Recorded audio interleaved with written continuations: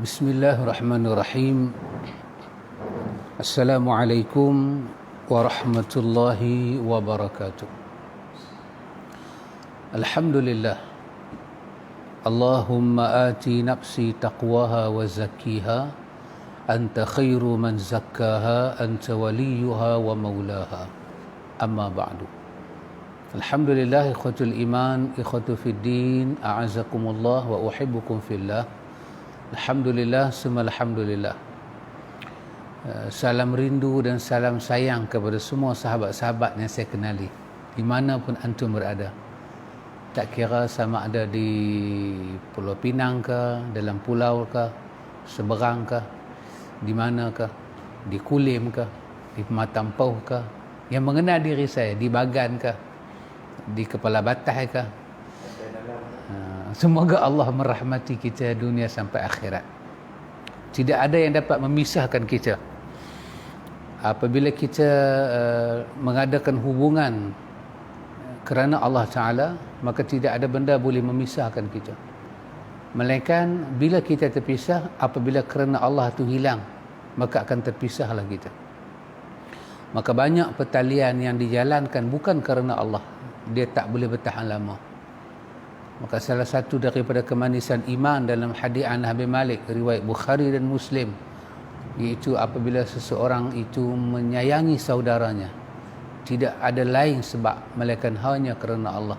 Allah campurkan dalam hati dia, iaitu halawatul iman. Dan Nabi menyebut dalam hadis Abu Hurairah, juga riwayat Bukhari Muslim, 7 golongan manusia yang mendapat naungan Allah di hari akhirat. Ketika tidak ada naungan melainkan naungan Allah, maka salah satu dari 7 itu ialah 2 orang yang mereka itu berkasih sayang, berjumpa dan berpisah semata-mata kerana Allah. Alhamdulillah ikhwan. Dan orang yang mengadakan hubungan ini kerana Allah ada tanda dia. Dia berbeza dengan orang yang ada hubungan tidak kerana Allah. Alhamdulillah, summa alhamdulillah ikhwan. Menyambung perbicaraan kita berkenaan dengan penawar bagi hati, bicara hati ini, kita masih lagi membicarakan tentang bab yang pertama, iaitu taubat, anak tangga yang pertama untuk membuka hati kita berjalan menuju Tuhan. Tapi sebelum saya masuk ke muka surat 157, ingin saya menghabiskan sedikit, iaitu berkenaan dengan fadilat kita bertaubat. Allah Subhanahu wa taala menyebut kepada kita dalam surah Hud ayat 52. Dalam surah Hud ayat 52 Allah sebut, Allah katakan, wa ya qaumi astaghfiru rabbakum thumma tubu ilaihi yursilis samaa'a 'alaikum midrara wa yazidkum quwwatan ila quwwatikum wa la tatawallaw mujrimin. Sadaqallahul azim. Maha benar Allah dengan kalamnya yang sangat suci. Allah kata Allah cerita balik perkataan yang diucap oleh Nabi Hud alaihi salam, Rasulullah kekasih Allah. Hud kekasih Allah. Hud kata, ya qaumi astaghfiru rabbakum. Hud kata, wahai kaum aku, wahai kaum kesayangan aku.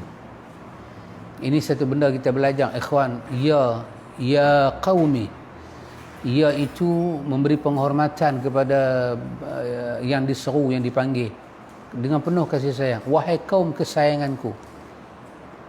Walaupun dia punya bacaan, dia punya terjemahan wahai kaumku, tapi ya duduk di depan itu. Wahai kaum bermakna Hud memberi ta'zim, penghormatan, kemuliaan pada kaum dia. Ya qaumi, wahai kaum kesayangan aku. Maka menyayangi kaum, sayang kepada bangsa, maka tidak salah. Itu daripada ajaran agama ini. Membenci kaum sendiri, membenci bangsa sendiri, itu salah. Itu tak termasuk dalam asabiyah. Asabiyah ini ialah menolong kezaliman kaum. Kita tolong kezaliman dia kerana dia itu kaum kita. Dan kita biar dia buat naya pada orang, dan orang yang kena naya tak dapat pembelaan, kita bela juga dia walaupun dia salah kerana dia kaum kita, dia bangsa kita, dia adik-beradik kita. Bahasa utara kata dia kutom kita. Maka itu salah. Itu nama dia asabiyah. Antu'ina qaumaka ala zulmihim. Kamu tolong kaum-kaum kamu di atas kezaliman. Itu asabiyah. Itu yang dilarang oleh Al-Quran dan Sunnah. Tapi sayang pada kaum, itu daripada ajaran Quran dan Sunnah.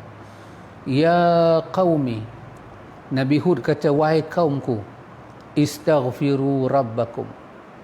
Beristighfarlah kamu kepada Tuhan kamu, pencipta kamu. Bertaubatlah kamu kepada Tuhan kamu dengan perkataan-perkataan taubat, istighfar, perkataan taubat. Tengok perkataan dia, istaghfiru rabbakum, beristighfarlah kamu kepada Tuhan kamu, thumma tubu ilaihi, kemudian bertaubatlah kepadanya. Apa akan terjadi? Hud kata, yursilis samaa'a alaikum midrara. Hud kata, Allah Ta'ala akan menurunkan ke atas kamu hujan yang sangat lebat, hujan rahmat. Ini menunjukkan ada suatu kes, suatu masalah di zaman Hud. Masalah kaum dia berhadapan dengan masalah hujan tak turun, kemarau, musibah, bencana. Hujan tak turun jadi masalah, hujan turun pun sampai tak berhenti pun jadi masalah. Maka Hud mengajak kaum dia menyelesaikan masalah duniawi mereka. Antum tahu, kalau dalam satu negeri itu hujan tak turun, maka kerja siapa yang kena selesaikan? Ini adalah kerja umara, kerja pemimpin. Macam mana nak dam, kita kata dam, tempat takungan air, macam mana? Pelan surut. Kapasiti penduduk nak menggunakan air macam mana? Ini bukan kerja kita. Ini kerja pemimpin yang kena fikir dalam negara tu. Tapi tak. Bila Hud, Nabi Allah Hud alaihi salam, kekasih Allah, dia tengok dalam negara tu ada masalah, hujan tak turun, masalah berlaku, bumi jadi kering, tanam-tanaman banyak mati, menyebabkan pokok-pokok mati, kita kata gandum kah, buah-buah kayu kah, semua tak jadi, melarat, jadi masalah, barangan jadi sikit, duit ada tapi makanan sikit, maka dia jadi apa? Dia jadi kenaikan harga yang tinggi. Hud mengajak kaum dia selesaikan masalah ini dengan pemimpin pada masa itu tak terfikir bahawa ini satu penyelesaian. Apa Hud kata? Istaghfiru rabbakum. Tengah pemimpin ada cara selesai masalah, Hud datang. Hud kata, istaghfiru rabbakum. Dia Rasul utusan Allah. Dia kata, jom kita ramai-ramai beristighfar pada Allah. Summa tubu ilaihi. Kemudian kita susuli istighfar itu dengan taubat kepada Allah. Summa tubu ilaihi. Perkataan istaghfiru dan perkataan tubu menunjukkan Hud menyeru ke semua orang di dalam kota itu. Seorang pun tak terkecuali. Istaghfiru, jomlah kamu semua beristighfar pada Allah. Summa tubu ilaihi, dan kesemua kita selepas itu minta ampun pada Allah, taubat pada Allah. Maka masalah kita selesai dengan istighfar dan taubat. Macam mana? Yursilis samaa'a alaikum midrara. Hujan akan turun dengan lebatnya. Siapa kata ikhwan? Hud alaihi salam. Ikhwan, perkataan ini, tengok perkataan ini sebelum daripada Hud, Nuh dah sebut. Kita baca ayat 10 sampai 12 surah Nuh. Nuh sebut benda yang sama. Istighfar, taubat, ayat hujan akan turun, hujan rahmat. Hujan itu sebagai perkara yang menyucikan diri manusia. Ya subhanallah. Nuh sebut sebelum Hud. Lepas tu Hud ulang sebut benda yang sama, ikhwan. Tak cukup setakat tu dengan istighfar, dengan taubat, nanti ayat hujan turun, anda tengok Hud sebut lagi sepatah. Dahsyat ini, ikhwan. Apa Hud kata? Wa yazidkum quwwatan ila quwwatikum. Allahu akbar. Hud kata apa? Bukan saja hujan lebat akan turun, tapi Nabi Hud kata wa yazidkum quwwatan ila quwwatikum. Allah akan tambahkan kekuatan kamu di atas kekuatan yang ada. Bila kita mengalami masalah dalam sebuah negara, dalam sebuah kehidupan, di samping masalah itu kita kena atasi, lagi satu kita akan menghadapi masalah kedua. Masalah apa? Diri kita pelan lemah. Dia automatik, ikhwan. Bila hujan tak turun zaman hari itu, sumber tanaman tak ada. Antum bayang kalau ada unta zaman hari itu, unta nak minum air kering. Unta nak makan tumbuh-tumbuhan yang tumbuh di padang-padang, kering, tak boleh makan. Apa akan jadi dengan unta? Unta tak cukup makan. Apa akan jadi? Isi dia akan kurang. Tinggal tulang je unta, sakit. Nak bawa barang dagangan tak boleh, muatan tak boleh. So, mula jadi masalah. Kita pula, orang yang berbisnes unta ke, kambing ke, ketika itu akan jadi down, akan jadi lemah, ekonomi kita akan jatuh. Nabi Hud kata, dengan istighfar dan taubat, Allah buat turun hujan, dan apa Tuhan buat? Wa yazidkum quwwatan ila quwwatikum. Tuhan kembalikan kekuatan kita dan dia tambah balik. Ya subhanallah, ikhwan. Dalam sebuah negara macam negara kita sekarang ini, ikhwan, kita down. Kita akan susah. Memang kita susah. Memang rakyat dalam susah. Susah ni dia buat kita jadi susah, ikhwan. Pemikiran jadi susah, semangat kita jadi susah, hati kita mula jadi tak kuat, semua jadi tak kuat. Yang dapat anugerah Datuk Seri itu kuatlah, tapi yang tak dapat macam kita ni rakyat biasa di musim corona ni, tak dapat apa pun, kita jadi susah, ikhwan. Kita jadi susah, hidup jadi sukar. Maka Allah Ta'ala suruh Nabi Hud kata pada kaum dia, wa yazidkum quwwatan ila quwwatikum. Tuhan buat turun ayat hujan, Tuhan akan tambahkan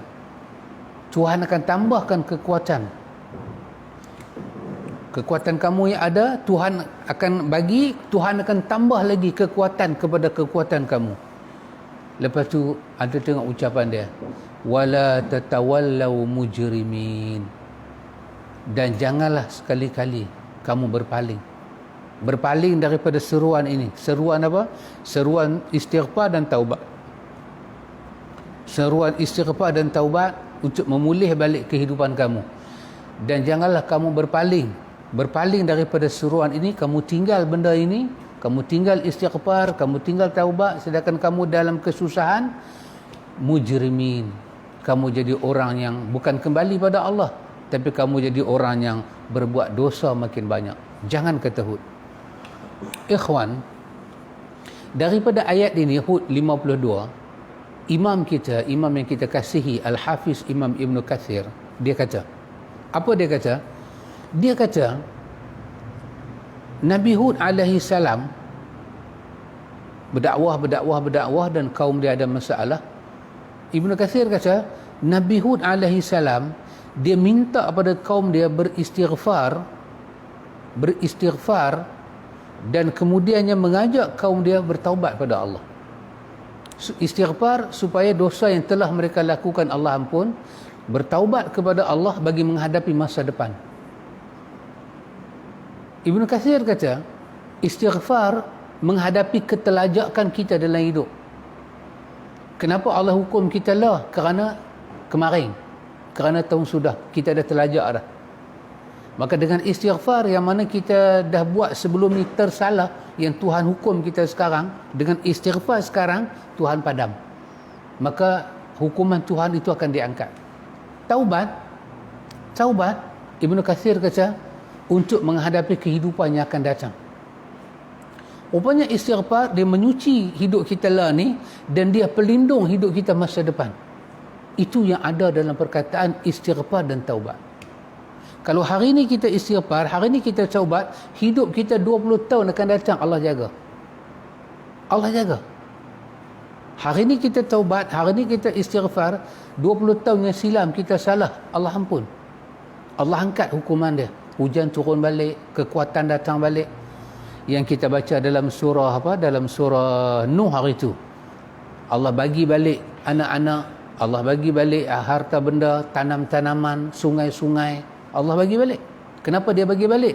Sebab dia maafkan kita, dia pulihkan hidup kita balik. Lepas tu masa depan kita, taubat yang kita buat pada Allah itu, dia adalah untuk menghadapi masa depan.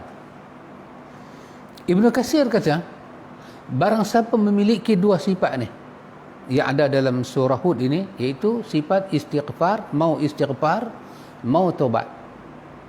Dalam biasa-biasa pun itu sifat dia, apatah lagi ketika dia ditimpa musibah, dia mau istiqamah dengan dua sifat ni. Anda dengar Ibnu Katsir kata apa? Ibnu Katsir kata, siapa yang ada dua sifat ini, istighfar dan taubat, Allah Subhanahu wa taala akan mudahkan rezeki untuk dia. Sebab daripada surah Hud, daripada surah Nuh sampai surah Hud, Allah duk janji benda yang sama. Rezeki. Allah pulihkan balik ekonomi kita, kehidupan kita, suasana kita. Kalau zaman kita, Quran sebut zaman dulu tentang kebun, tentang sungai. Kita ni apa sekarang ni kena mengena? Ikhwan, inilah tempat orang zaman moden hari ni beriadah. Hujung minggu, masa bercuti, orang pergi tengok pulau sana, pergi tengok ayak sana. Orang daripada selatan pergi ke Langkawi, orang cari Pulau Tioman, orang cari Redang. Ya, kenapa ikhwan? Kerana manusia nak rehat. Dengan istighfar dan taubat, Allah pulih balik suasana hidup kita ni. Allah pulih balik. Yang dulu kita tak boleh pergi, Allah pulih balik. Allah jamin rezeki kita. Yang kedua, Ibnu Katsir kata apa? Siapa yang kekalkan sifat istighfar dan taubat ni, Allah lancarkan urusan dia, urusan hidup dia Allah lancarkan.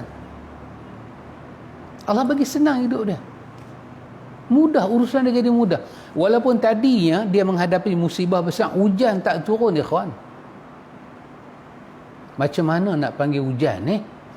Nak panggil hujan buat turun ni, macam mana nak buat? Zaman hari tu, bila hujan tak turun, hidup kita jadi susah. Binatang susah, tanam-tanaman susah, pendapatan jadi susah, makanan dalam negeri jadi susah. Tapi dengan kita istighfar, Allah murahkan rezeki, Allah urus hidup kita jadi baik. Yang ketiga, Ibnu Katsir kata, dengan istighfar dan taubat ini, Allah jaga keadaan kita. Masa yang akan datang, Allah jaga balik. Ya subhanallah ikhwan. Ibnu Katsir kata, kerana itu Allah katakan, yursilis samaa'a 'alaikum midrara. Allah nak turun kepada kita hujan yang lebat. Kenapa? Dengan hujan lebat itu Allah pulih kehidupan kita balik. Pulih balik. Allah suburkan balik bumi, ekonomi kita. Maka itulah yang ada fadilat yang besar yang ada dalam perkara taubat. Kemudian ikhwan, kita lihat pada surah Hud juga ayat ketiga. Lagi cerita daripada Allah Ta'ala. Cerita daripada Allah. Cerita wahyu daripada Allah. Tentang taubat dan istighfar ni. Apa kita dapat dalam dunia ni? Allah berfirman, Allah kata, wa anistaghfiru rabbakum thumma tubu ilaihi yumatti'akum mata'an hasanan ila ajalin musamma wa yu'ti kulladhi fadlin fadlah wa in tawallaw fa inni akhafu alaikum azab yaumin kabir. Sadaqallahul azim. Tengok ayat ni ikhwan. Allah kata, wa inistaghfiru rabbakum, dan hendaklah kamu beristighfar pada Tuhan kamu. Ya ikhwan, biasa-biasa pun kita, Nabi ajak kita kan, astaghfirullah, astaghfirullah, astaghfirullah. Semudah-mudah istighfar yang kita boleh bawa ke sana ke sini, astaghfirullah, astaghfirullah, astaghfirullah. Sangat mudah. Summa tubu ilaihi, kemudian bertaubatlah kepada Allah. Saya nak berhenti tang situ Ustaz ikhwan. Daripada kita ambil surah Nuh 10 sampai 12, kemudian kita pergi surah Hud 52, kemudian kita Hud juga kita ke depan balik ayat ketiga. Kesemuanya menyebut kepada kita ada suatu proses yang kita kena buat, iaitu mengenalkan umat kepada apa makna istighfar, mengenalkan umat apa makna taubat. Istighfar ni apa, taubat ni apa. Dan digabungkan dia menjadi suatu adunan tarbiyah. Mengajar umat mengenal istighfar, mengajar umat mengenal taubat, dan mengajar umat mengenal dengan mata hati dan fikiran bahawa apakah kena mengenal istighfar dan taubat dalam hidup umat, dalam hidup kita di dunia ni. Kerana kalau kita tak tahu benda ni ikhwan, kita akan rasa macam kita kena COVID-19 ni, apa hal nak istighfar, nak taubat dengan COVID-19 ni? Kalau jumpa vaksin, selesailah. Vaksin selesailah. Tak ikhwan. Tak selesai. Tak selesai. Dalam surah Nuh tadi, 10-12 kan, turun ayat hujan lebat. Dan bila ayat hujan lebat turun, Allah kembalikan anak-anak. Bagi kemakmuran pada anak-anak, pada harta, pada kebun-kebun, pada sungai. Datang surah Nuh tadi. Apa lagi Tuhan sebut dalam surah Nuh tadi? Bila kita bertaubat, beristighfar pada Allah, Allah turun lagi ayat hujan. Allah tambah kekuatan kita. Ikhwan, taubat, istighfar dan taubat diadun untuk mencipta kemakmuran hidup. Dia sumber rezeki, sumber ekonomi, barakah. Hujan yang turun jadi barakah, tak jadi macam negeri lain. Hujan turun jadi masalah, musibah. Allah bagi harta benda dalam negeri itu dan dalam kehidupan barakah, tak merosakkan. Allah bagi apa lagi? Allah bagi harta yang barakah, tak merosakkan. Anak-anak, tak merosakkan kehidupan. Allah bagi kebun-kebun yang elok, Allah bagi balik sungai-sungai, semuanya tak tercemar, tak mendatangkan mudarat dunia dan akhirat kepada kita. Semua itu Tuhan kata dengan istighfar dan taubat. Masuk dalam surah Nuh ni, surah Hud ni ayat ketiga, Allah ulang lagi sekali. Allah kata wa anistaghfiru rabbakum summa tubu ilaihi. Dan kamu semua kena istighfar pada pencipta kamu dan kena bertaubat pada dia. Tengok, ni pula Tuhan kata lagu mana? Tuhan kata yumatti'akum mata'an hasanan. Allahu Akbar. Allah Ta'ala kata apa? Dengan kamu istighfar dan taubat ini, Allah Ta'ala akan beri kepada kamu, Allah akan beri nikmat kepada kamu, nikmat yang sangat baik. Yumatti'akum, Allah nikmatkan kamu mata'an hasanan, dengan kenikmatan yang sangat baik. Tuhan janji benda ni ikhwan. Kita dalam musibah bermakna bukan dalam nikmat. Nama dia niqamah. Nun, qaf, mim ta marbutah. Niqmah. Itu bermakna musibah. Tak elok, tak bagus. Dia kacau emosi, dia kacau fikiran, dia kacau roh kita, kehidupan kita terganggu. Itu nama dia niqmah. Macam PKP ni. Dia niqmah, balak. Kerja susah nak pi. Dahlah satu kerja nak pi. Masalah dia tanya pada kita pun banyak sangat. Dia bagi masalah kita. Bukan semua, hanya beberapa tempat. Kita naik kereta ke, naik motor, nak masuk ke wilayah tu, nak keluar. Kita kerana ada urusan, dia tanya kita daripada mana. Kita kata daripada hospital, bawa saudara saya balik. Dia kata, mana surat doktor? Dia kata saya dah hantar dah dia, ni saya nak patah balik, duduk ada di sana. Dia kata kalau saya suruh pergi patah balik, pergi ambil surat tu tunjuk ke saya macam mana? Ini nama dia niqmah. Dahlah kita dalam musibah, dia yang jaga pos tu buat masalah kita pula. Buat masalah kita pula. Dia tak percaya kita cakap. Seolah-olah dia saya cakap betul, kita cakap bohong. Yang bohong ni kita, yang betul dia. Dia bagi masalah. Kita tunjuk surat. Dia kata semua orang boleh buat surat. Habis kita nak tunjuk apa ikhwan? Ya subhanallah. Ini nama dia niqmah, balak. Kehidupan ni sangat tak baik. Sangat tak baik. Tapi bukan semua tempat saya kata. Beberapa tempat saja. Kalau kita ke atas sikit, nak masuk ke dam antara kita nak ke belas atas sana, kita akan jumpalah suasana ni. Susah sangat dia bagi soalan-soalan pada kita tu, susah sangat. Sedangkan benda tu senang saja. Ini suasana kita tak suka. Allah kata tubu ilallah. Semualah bertaubat pada Allah, semua. Ayat ni menyatakan wa anistaghfiru rabbakum, kamu semua kena beristighfar pada Allah, summa tubu ilaihi, dan kemudian kamu semua seorang tak kecuali dalam negeri tu, dalam negara tu. Kalau macam dalam Malaysia ni, siapa yang kena bertaubat daripada atas?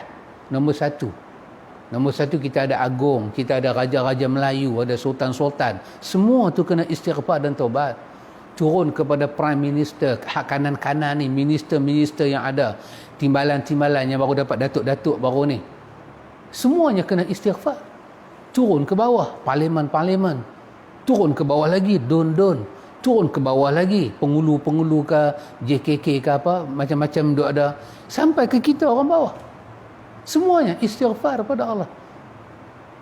Televisyen istighfar, radio istighfar. Ajak umat. Corong-corong masjid istighfar.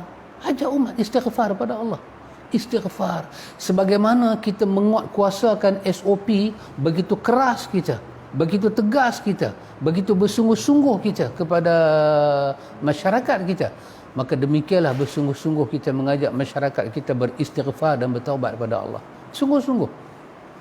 Tuhan kata apa? Yumatti'akum mata'an hasanan. Allah Ta'ala akan beri kepada kamu nikmat yang mata'an hasanan, nikmat yang sangat baik. Ini kalam Quran, ikhwan, yang kita kata alif lam mim, zalikal kitabu la raiba fihi hudal lil muttaqin. Tidak ada keraguan, tidak ada kebatilan di depan dia, di belakang dia, di mana saja tidak ada kebatilan dalam Quran. Diturunkan daripada sisi Allah Al-Aziz Al-Hakim. Tak cukup takat tu. Anda tengok Allah Ta'ala kata apa? Allah Ta'ala kata yumatti'akum mata'an hasanan ila ajalim musamma. Allah Ta'ala akan beri nikmat yang berterusan kepada kita, yang baik kepada kita, sampai kepada waktu yang ditentukan Allah. Allah kata wa yu'ti kulladzi fadlin fadlah. Allah Ta'ala kata Allah Ta'ala akan memberi kepada orang yang mempunyai kelebihan itu akan kelebihannya. Allah akan pulang balik siapa yang patut dapat kelebihan, Allah akan bagi balik.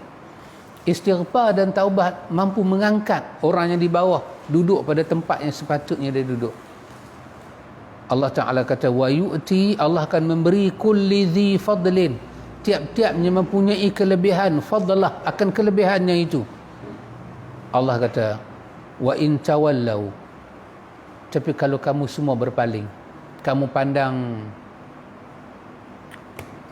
tawalla, ulak ni ikhwan, dia berjalan kan, ulak mana ada jalan begitu kan, dia jalan begitu, dia di kanan di kiri, itu nama dia tawalla. Bermakna perjalanan kamu dengan Tuhan tu kamu tak pandang sangat. Ya iyalah, boleh ke istighfar dan taubat ni memulihkan negara. Kamu tawalla, kamu ke lain, kamu tak pandang serius apa yang Tuhan kata, tak bersungguh pun. Tapi nak tolak tu takutlah pasal kita orang Islam, tapi nak pandang benda tu serius dak. Allah kata kalau sekiranya kamu berpaling, kamu buat perangai lagu tu, kamu tak ambil berat apa yang aku kata. Allah surah Hud kata kepada kaum dia, fa inni akhafu alaikum azab yaumin kabir. Sesungguhnya aku takut kepada kamu azab pada hari yang sangat besar. Kalau azab di dunia macam ni pun kamu dah tak tertahan, terjejah hidup kamu, macam mana azab yaumin kabir, hari yang lagi besar, hari akhirat nanti macam mana? Lah ni pun Tuhan uji kamu dah sangkut, susah. Keliling kita ni ada penyakit yang meraut nyawa kita, dah sangat mudah berjangkit. Kalau ini kamu tak boleh selesai, kamu dah sengsara, kamu dah susah, pergerakan kamu jadi susah, kamu cuba bayang, yaumun kabir, hari lagi besar akan tunggu kamu akhirat. Tuhan hukum kita lagi dahsyat hari itu. Bukan kerana Tuhan zalim, kerana sikap kita, sikap apa dia? Tawallau. Tak memegang apa yang Tuhan kata itu dengan sungguh-sungguh, tak pandang pun pada Tuhan. kita lebih percaya kepada kita punya, kita guna fikiran kita. Ialah ikhwan, satu orang makan ubat, sebelum dia masukkan ubat dalam mulut dia, dia pegang ubat, dia kata Bismillahirrahmanirrahim, minum air. Dengan satu orang ambil ubat terus makan, Bismillah pun tak ada, apa pun tak ada, dua-dua sembuh. Katalah yang tak Bismillah ni orang kafir, yang Bismillah ni orang Islam, dua-dua sembuh. Kata bukan syarat Bismillah nak sembuh, betul. Dia orang kafir ni tak Bismillah pun sembuh, orang Islam Bismillah pun sembuh juga. Dia ada juga orang Islam tak Bismillah sembuh juga. Yang penting bukan Bismillah tu ubat. Bermakna kalau kondisi itu berlaku, kita memandang nama Allah itu enteng, ringan, kita berpaling. Tak kalah dengan sebut nama Allah boleh dapat berkat. Tak. Kita kalau tak bekerja dengan tulang pak kerak kita, mana nak dapat hasil? Betul. Tapi ada barakah dia. Bila kita tak istighfar, kita tak mau bertaubat, kita macam tak pandang ke Tuhan. Allah Akbar. Tak ada apa. Kalau doktor peringat pada pesakit nak makan ubat pakcik, makan dengan nama Allah pakcik, Allah tu penyembuh pakcik. Ilmu saya boleh rawat pakcik pun daripada Allah pakcik. Allah pencipta kita, kepada dia kita kembali. Kalau doktor boleh kata lagu tu pada pesakit, dengan lagi satu doktor tak kata, lantaklah pesakit tu nak makan ubat ke tak, nak makan Bismillah ke tak Bismillah. Dia bagi nasihat lagu tu pun pesakit tu baik juga, dia tak bagi nasihat pun pesakit tu baik juga. Apa beza dia? Dah ada beza ikhwan. Barakah kepada ilmu kedoktoran dia. Barakah. Barakah kepada apa ikhwan? Barakah kepada pemakanan, ubat yang masuk dalam diri dia, wiqayah daripada Allah, penjagaan benda itu, macam mana Tuhan jaga. Ya ikhwan, bumi ni bumi Allah. Walillahi ma fis samawati wa ma fil ard. Langit bumi Tuhan yang punya, bukan kita punya. Bulu rumah yang naik di badan kita ni pun Tuhan buat, bukan kita buat. Jadi Quran kata pada kita, wa in tawallau. Berapa kali dah ayat ni kita jumpa ikhwan? Dalam surah Hud tadi 52 pun kita jumpa lagi. Allah kata wa in tatawallau, kalau kamu semua mengambil sikap berpaling, tak mau dengar apa yang aku kata. Ni pun lagi sekali Allah ulang, wa in tawallau, kalau kamu berpaling juga, kamu buat tak tahu juga, kamu tak memberi perhatian pada apa aku kata tadi, istighfar, taubat, istighfar, taubat, maka Allah Ta'ala kata, Hud kata pada mereka, fa inni akhafu alaikum azab yaumin kabir, sungguh aku takut ke atas kamu kerana hari yang besar itu ada azabnya sangat besar, hari akhirat. Baik ikhwan, antum tengok, saya nak menyebut perkataan dua tokoh ulama kita yang sangat terkenal. Seorangnya bernama Imam Al-Qurtubi. Kita kenal kan Imam Qurtubi? Dia sebut ikhwan, saya nakalkan perkataan dia sebut. Imam Qurtubi kata apa? Imam Qurtubi kata, inilah dia kata buah, inilah buah daripada istighfar dan taubat. Apa dia? Yakni dia kata, pada perkataan Tuhan kata yumatti'kum mata'an hasanan, iaitu Allah kata Allah akan memberi kenikmatan yang baik terus menerus pada kamu. Lepas istighfar, lepas taubat, kalau masuk nikmat semuanya hasanan, semuanya baik, tak ada yang tak baik, tak ada yang tak baik. Tapi kalau kamu tak istighfar, kamu tak taubat, kalau turunlah nikmat tengah-tengah tu, nikmat tu takkan ada kebaikan apa untuk kamu. Tapi kalau kamu istighfar, kamu taubat, nikmat yang datang selepas itu kesemuanya baik. Allah memberikan kenikmatan pada kita dengan nikmat yang baik. Daripada nikmat itu Tuhan buat macam mana? Dia kata Tuhan buat dalam bentuk nikmat itu menjadi manfaat kepada kita. Berupa dia kata, seperti dia kata, kelapangan rezeki, kemurahan hidup, kemakmuran dalam hidup. Di antara Qurtubi kata nikmat yang Allah nak bagi baik pada kita apa itu? Rezeki kita melimpah, kemakmuran dalam hidup. Dan Imam Qurtubi kata kalau kita renung ayat ini, Allah Ta'ala bagi kepada kita warning. Siapa yang tidak mau istighfar dan siapa yang tidak mau bertaubat kepada Allah, memandang enteng, maka Tuhan ada janji. Apa dia? Azab yang pedih. Dia akan tanggung lagi lepas itu. Dia akan tanggung lagi. Tuhan cabut barakah dari sana dari sini. Dia kena lagi. Lepas itu Allah katakan, la in syakartum la azidannakum. Kamu syukur aku tambah. Wa la in kafartum, kalau kamu kufur, inna azabi lasyadid. Azab aku keras. Dunia pun keras, akhirat pun keras. Kemudian saya ambil seorang lagi ulama yang terkenal bernama Imam Syanqiti. Imam Syanqiti, Muhammad Amin Syanqiti. Dia menulis kitab tafsir dia bernama Adwa'ul Bayan. Muhammad Amin Syanqiti ni di antara ulama yang tuan guru kita, Profesor Datuk Dr. Radhi, belajar dengan dia. Imam Syanqiti. Dia kata dalam tafsir dia, apa dia kata ikhwan? Dia kata, ayat yang mulia ini, hazihil ayatul karimah. Ayat Allah Ta'ala yang mulia ni, ayat Allah Ta'ala yang mulia ni, kita baca surah Hud ayat 3 ni, ayat Allah Ta'ala yang mulia ni, sangat mulia ayat ini, menunjukkan kepada kita bahawa istighfar dan taubat, istighfar dan taubat kepada Allah dari dosa, itu adalah penyebab kepada Allah menganugerahkan nikmat yang baik kepada orang yang melakukan istighfar dan taubat itu, sampai pada satu waktu yang Allah saja tahu bila dia nak stop nikmat yang sampai itu. Orang lain tak tahu. Istighfar dan taubat itu adalah menyebabkan kita mendapat anugerah nikmat daripada Allah. Dan Allah sebut dalam ayat dia, nikmat itu Tuhan bagi kepada kita sampai bila? Ila ajalim musamma, kepada satu masa yang Allah tentukan. Dan Allah saja tahu bila. Mungkin 10 tahun ke depan, 20 tahun ke depan, 30 tahun ke depan, 100 tahun ke depan, 200 tahun ke depan. Mungkin dah kita mati dah, anak cucu kita meraih kenikmatan kerana kita pernah jadi penduduk bumi yang istighfar dan taubat pada Allah. Hanya Allah Ta'ala saja mengetahui bila waktu, sampai bila Tuhan akan bagi pada kita. Dan kita semua tahu, ikhwan, Allah Ta'ala itu Al-Wahhab, Maha Pemberi, tak pernah putus pemberian dia. Ya subhanallah ikhwatul iman, ya subhanallah. Dan kata Imam Muhammad Syanqiti, Allah bagi balasan baik ni, kenapa? Atas istighfar dan taubat.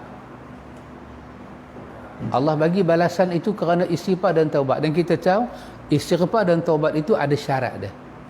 Dia bukan istighfar somrono dan bukannya taubat yang seenak edewe. Tak. Dia kena balik pada hukum istighfar dan taubat. Ikhwatul iman, sahabat Nabi kita Muhammad sallallahu alaihi wasallam yang bernama Abdullah bin Abbas, dia kata apa ikhwan? Allah kata yumatti'kum mata'an hasanan. Allah akan bagi pada kamu nikmat yang baik berterusan sampai waktunya Allah tentukan. Dia kata apa? Dia kata bahawa Allah akan menganugerahkan rezeki dan kelapangan hidup untuk kamu dengan istighfar dan taubat. Ya subhanallah ikhwan.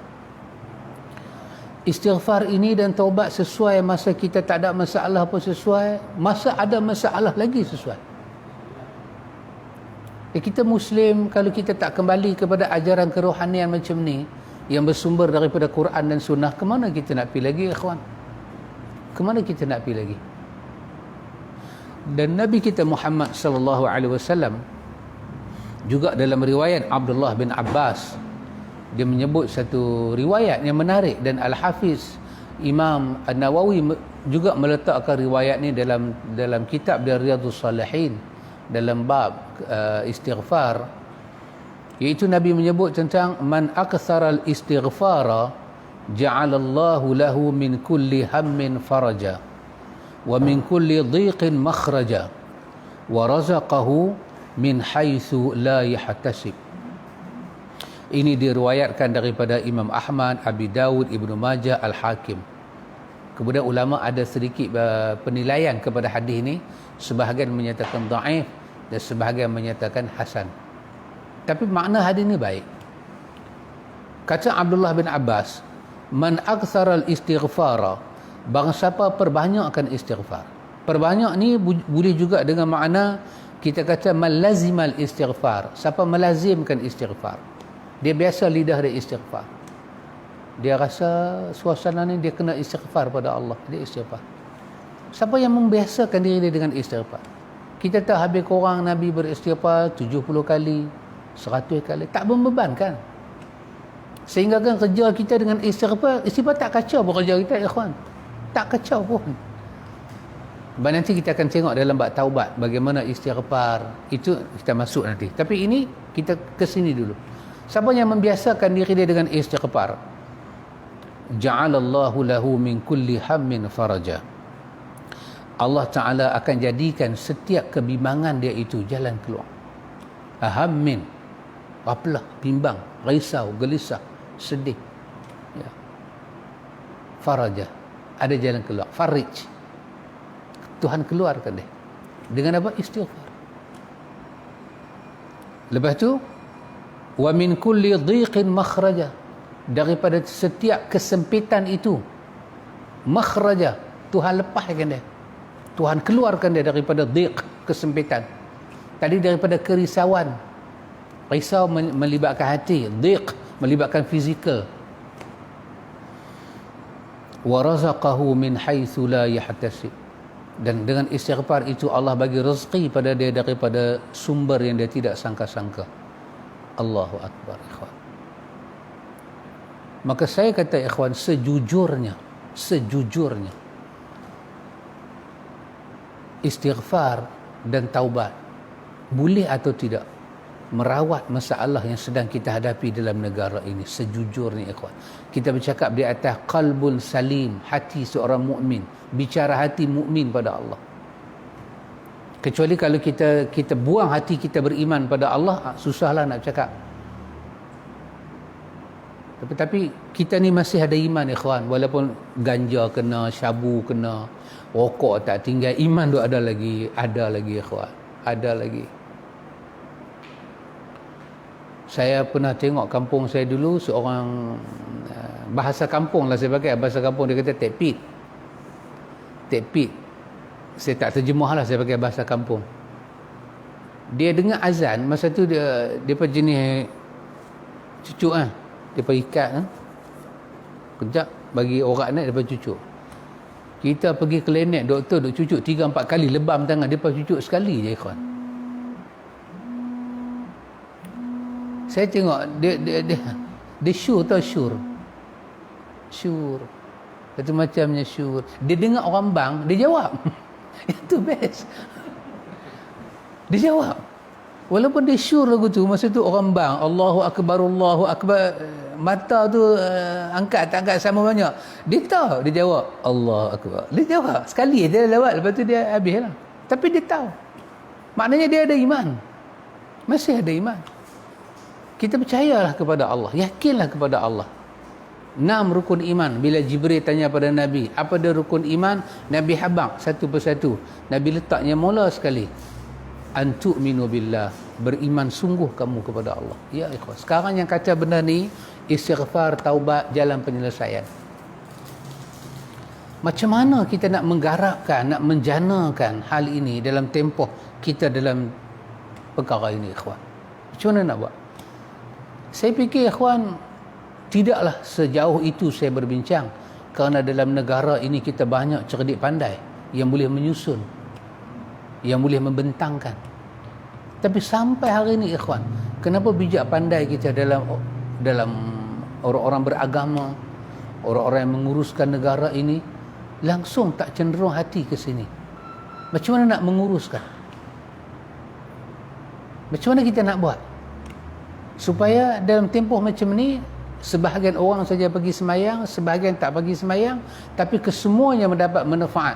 Semuanya tahu makna istighfar, semuanya tahu makna taubat. Tuntutan pada istighfar, tuntutan pada taubat. Siapa yang kena buat? Siapa yang kena perah otak? Kena usaha. Kita serah semua kepada KKM. Kita pergi kepada KKM, kita tengok di manakah agenda istighfar kepada pesakit-pesakit. Pesakit COVID, yang positif COVID. Rawatan kerohanian apa diberikan pada mereka? Kepada keluarga yang kena kuarantin, rawatan kerohanian apa yang diberi pada mereka? Rakyat jelata yang tak kena tapi takut dengan penyakit ini, rawatan kerohanian apa diberikan pada mereka?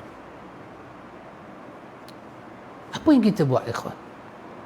Bermakna, ikhwan, bab yang kita baca ini kita masih tak lepas, ikhwan. Tak lepas.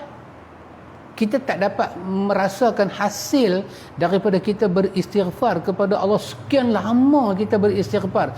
Kurang-kurang saya dan kita semua kaum muslimin bagi salam belah kanan, bagi salam belah kiri, sembahyang fardu ke sembahyang sunat, kurang-kurang 3 kali kita akan sebut Astaghfirullahalazim. Itu yang pendek. Yang panjang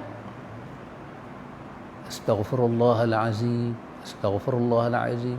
Ya, 3 kali kita sebut. Itu untuk sembahyang fardu, kita kali dengan 15.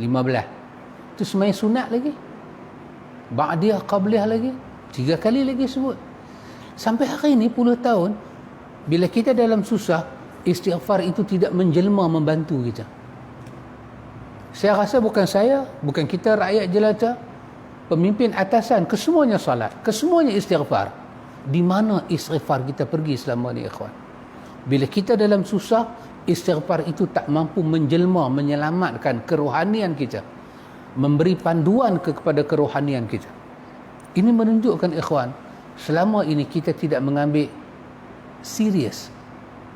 Kita tak ambil serius. So inilah kita berbincang tentang hal taubat dan istighfar ni, ikhwan, supaya hati kita nampak balik. Kalau dalam suasana macam ni kita masih berhibur, ke mana arah kita? Kita dengan Tuhan tu, ya, semua kita tahu bahawa Allah Ta'ala itu qadir, Allah Ta'ala itu azim, dia yang pegang semua.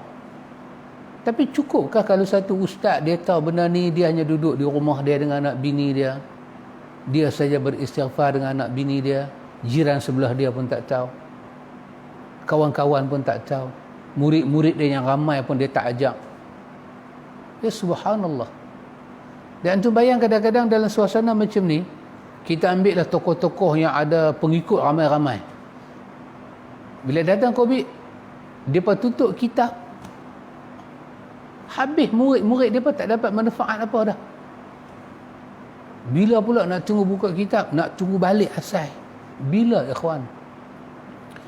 Kedudukan hati kita tak pernah sama, ikhwan. Maka tajuk yang kita baca ini, ikhwan, adalah tajuk yang Nabi kita Muhammad sallallahu alaihi wasallam memberikan kepada kita, ikhwan, rangsangan. Nabi kita Muhammad sallallahu alaihi wasallam memberikan kepada kita panduan kerohanian macam mana kita nak merawat. Jadi istighfar dan taubat ini, ikhwan, sesuai untuk orang sihat, sesuai untuk orang sakit, sesuai untuk orang dalam masalah, sesuai untuk orang tidak ada masalah, sesuai kepada orang yang sedang diuji dengan musibah, sesuai dengan orang yang mendapat nikmat. Dia balance. Dia bagi balance hidup kita balik. Dengan istighfar, dengan taubat, kita naik tidak terlampau tinggi sangat sampai lupa diri, dan kita jatuh ke bawah tidak sampai ke bawah sangat sampai kita hina diri. Dia letak kita pada tempat yang stabil. Kita kalau duduk di atas sangat sampai orang nampak atas kita ada, kita akan susah.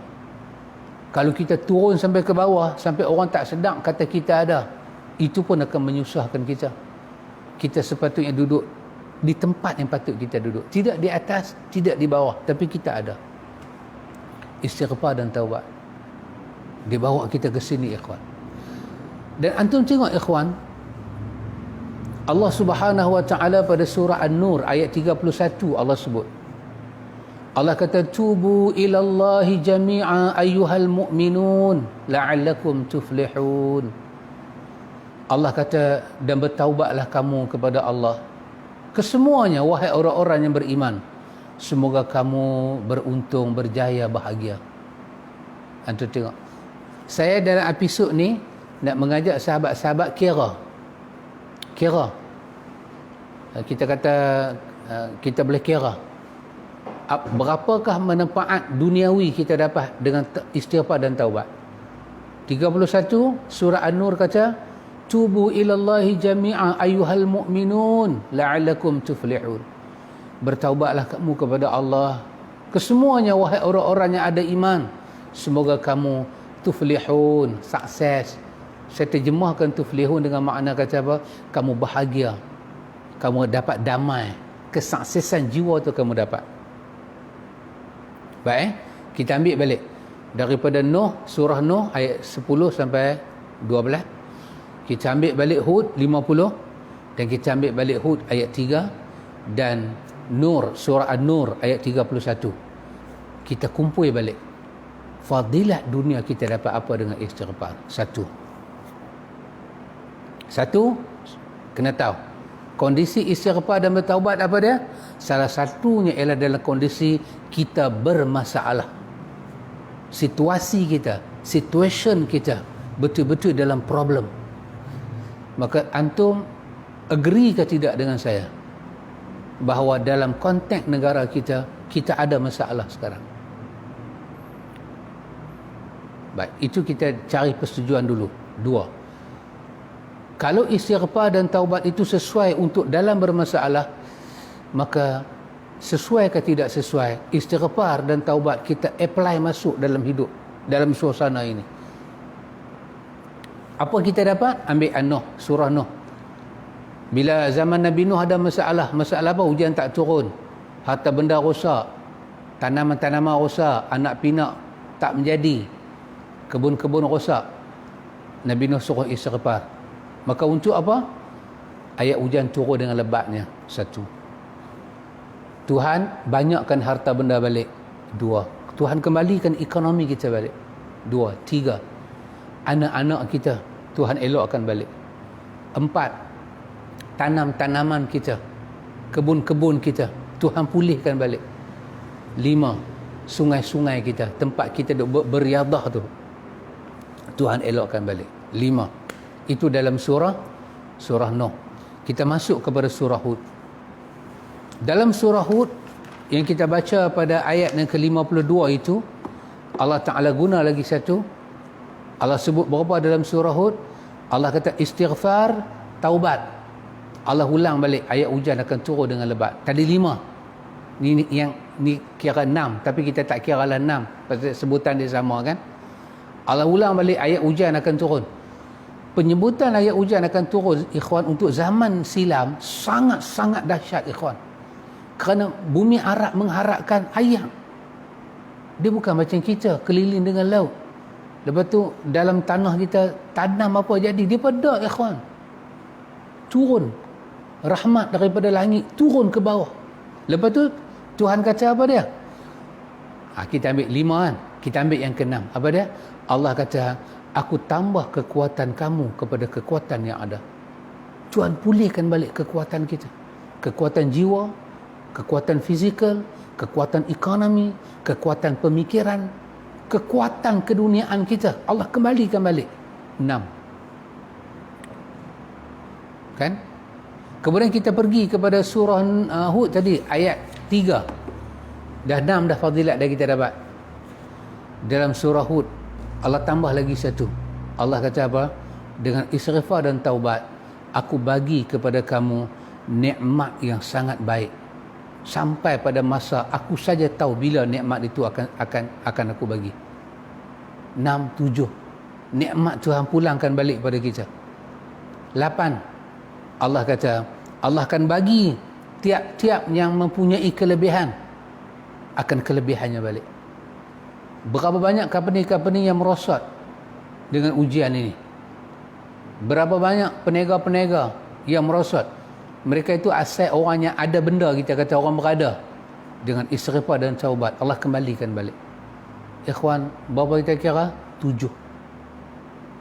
Dalam 7 kelebihan ni, ikhwan, ada satu benda Allah ulang sampai 2 kali. Apa dia? Ayat hujan.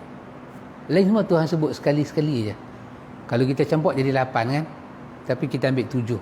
Tentang ayat hujan tu Allah ulang 2 kali. Kerana dalam surah Al-Anbiya Allah kata, di mana ada ayat, di situ ada kehidupan.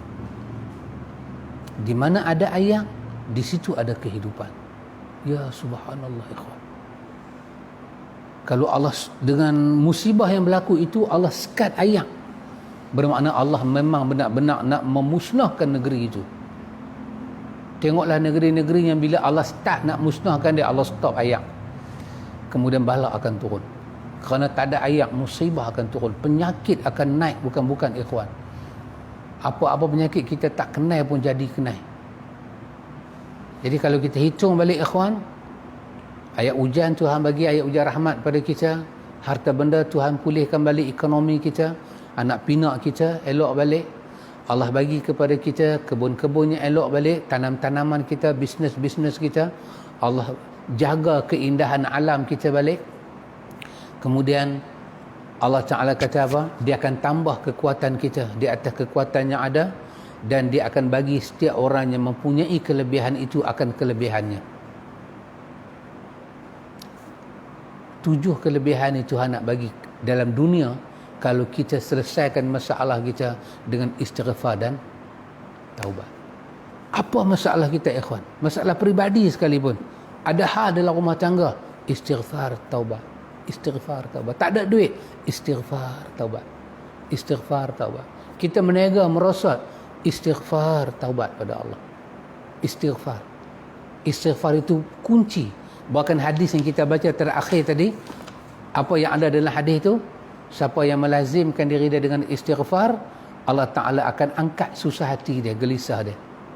Allah akan keluarkan dia daripada masalah kesempitan hidup, dan Allah bagi pada dia rezeki daripada sumber yang tak sangka-sangka. Kemudian kita gabung balik daripada Al-Hafiz Imam Ibn Kathir, Imam Qurtubi dan Muhammad Amin Syanqiti, apa mereka sebut? Istighfar adalah penyelesaian dalam hidup.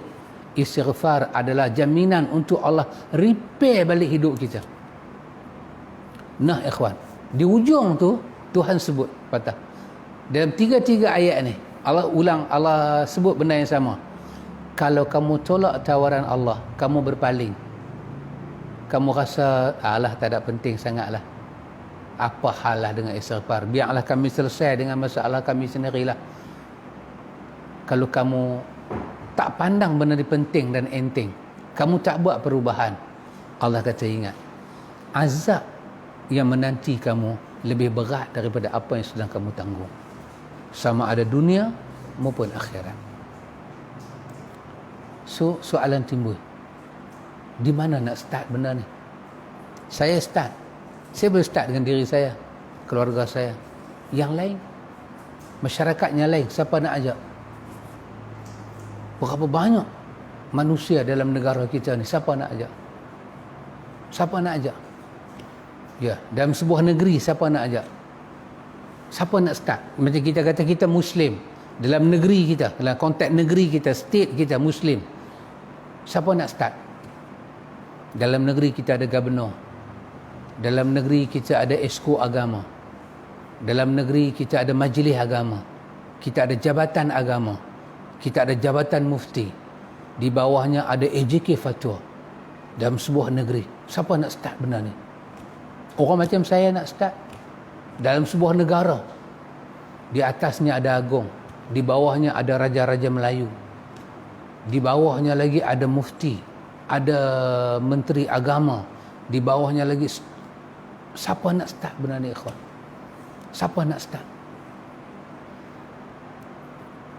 Kita beli vaksin berjuta-juta ringgit daripada luar nak rawat rakyat, tapi kita tak rawat jiwa rakyat. Maka akan timbul apa ikhwan? Kita berjaya mengatasi masalah fizik manusia, kita tak akan berjaya merawat masalah jiwa manusia. Ya, bila jiwa manusia bermasalah, dia akan timbul banyak masalah. Dan kita jangan kita terlepas pandang ikhwan, apa dia? Suasana ini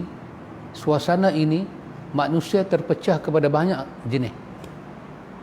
Jenis hati dia yang bergantung dengan masjid, menangis dia tak pergi masjid, tengok masjid menangis, dengar azan menangis, dengar sallu fi buyutikum menangis dia. Tapi jangan lupa lagi satu golongan ikhwan. Golongan mana? Yang memang daripada awal dah dia tak main masjid, dan dalam suasana undang-undang dibuat, dia tak boleh pula main ke masjid. dan tak dirawat pula jiwa mereka. Andai kata pulih, apa akan jadi dengan kita, ikhwan? Kita seolah-olah bila pulih masalah ni, benda nombor satu akan ada dalam fikiran kita, macam mana nak celebrate kejayaan ini. Ya ikhwan, maafkan saya,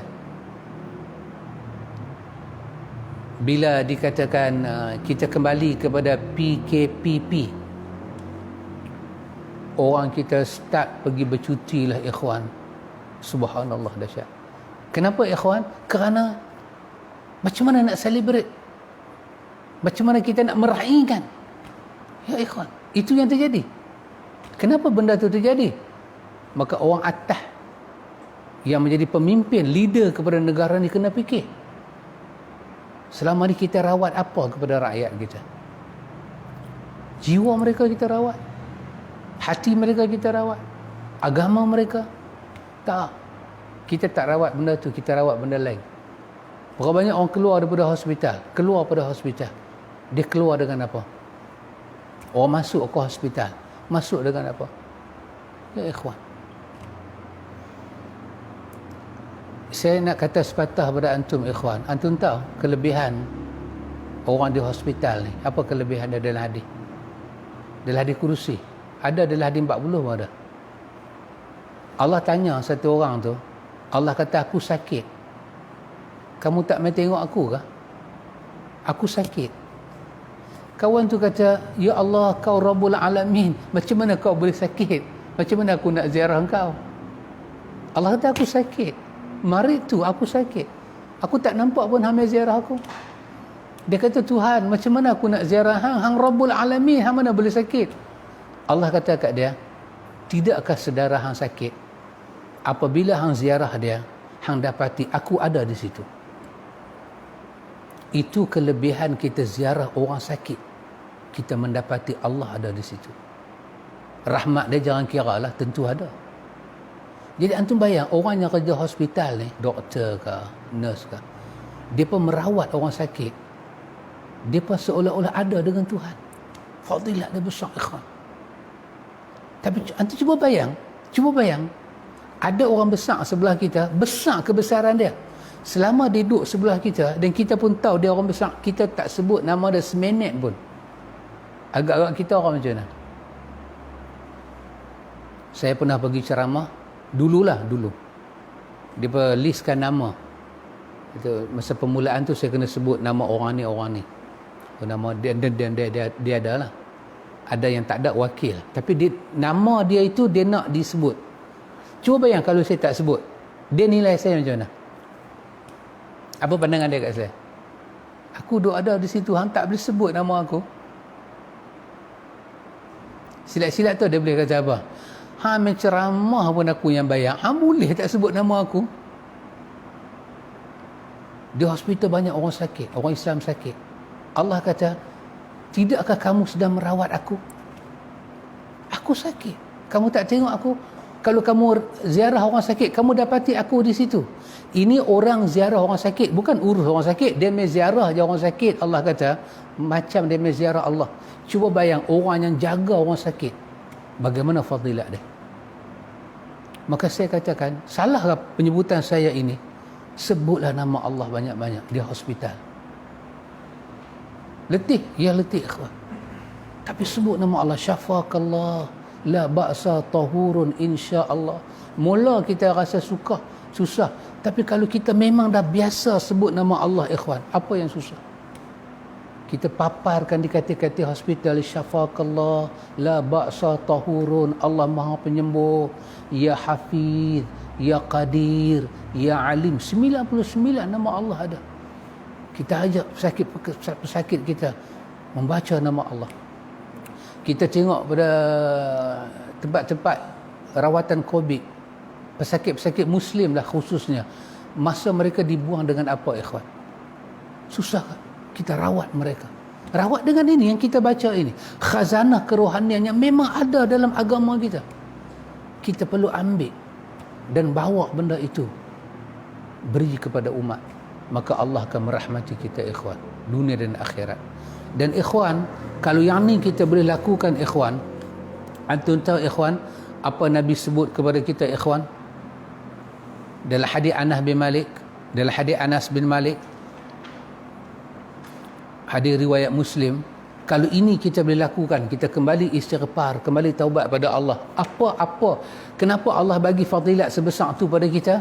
Kerana Anas bin Malik cerita, kata orang yang bertaubat pada Allah Ta'ala ini syiddatil afrah, tersangat gembira, lebih daripada satu orang yang hilang kenderaan dia di tengah safar.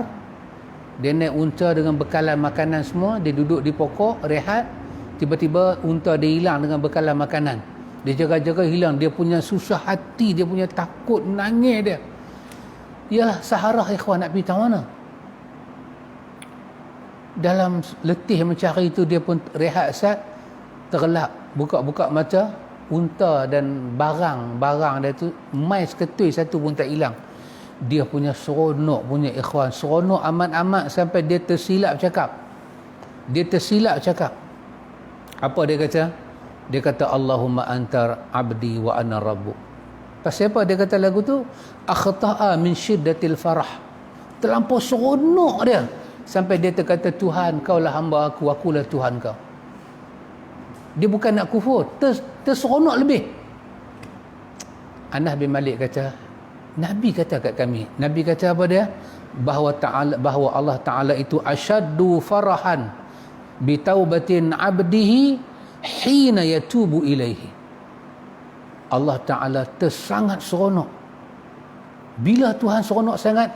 Hina yatubu ilaihi, ketika hamba itu bertaubat pada dia. Masa itu Tuhan cukup seronok.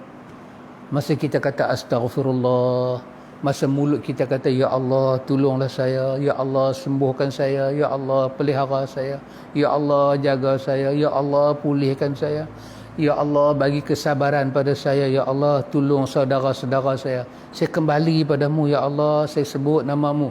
Masa kita sebut tu, hina yatubu ilaihi, time tu, itulah time yang paling Allah seronok, sampai Allah tak mau peduli kesalahan kita banyak mana, kesemua yang Tuhan nak ampun, dan dia nak pulih balik kehidupan kita. Ikhwan, kalau ini tidak merangsangkan kita dalam proses pemulihan kerohanian kita, apakah lagi yang boleh merangsangkan kita? Ikhwan, kepada Allah lah kita bergantung urusan kita, meminta Allah bantu kita. Sekurang-kurang peganglah tasbih astaghfirullah, astaghfirullah, astaghfirullah. Mohon ampun pada Allah, berdoa banyak pada Allah. Dan start kena ada contoh, ikhwan. Para pemimpin dan para ulama kena menjadi contoh kepada rakyat, kerana dua golongan ini adalah leader kepada sebuah negara yang sebesar ini. InsyaAllah, ikhwan, selepas ini kita akan masuk bab itu. Kita akan tengok bab taubat. Bahagian kedua ni saya akan berbincang pula. Sebelum saya masuk bab taubat itu, saya nak bincang perkara yang kedua, iaitu hubungan taubat dengan jiwa kita.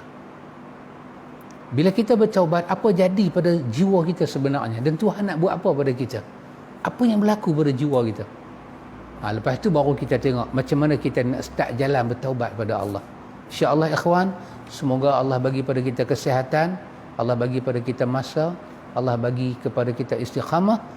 InsyaAllah sepanjang musim PKP ini kita cuba akan terus mengembara, meneroka, bermusafir dalam bicara hati.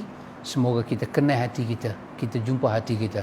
InsyaAllah, ikhwan, wa ila liqa, hayakumullah, barakallahu fikum. Assalamualaikum warahmatullahi wabarakatuh. Subhanakallahumma wa bihamdika, asyhadu an la ilaha illa anta, astaghfiruka